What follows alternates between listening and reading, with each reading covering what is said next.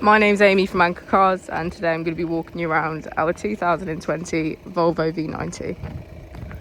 Just over 52,000 miles, automatic transmission and diesel fuel type.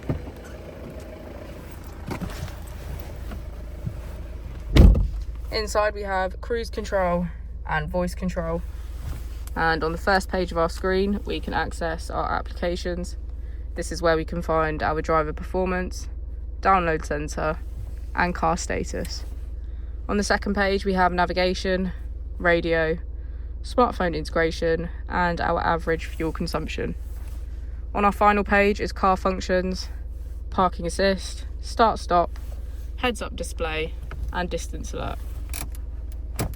If we put the vehicle into reverse, we can see that it comes with a rear parking camera with parking sensors. Towards the bottom of our screen we have our AC with heated seats on either side. If we press our drive mode, we can switch between our 4 different driving modes. If you have any more questions about the vehicle or you'd like to book in for a test drive, please feel free to call us on 0118 971 1799.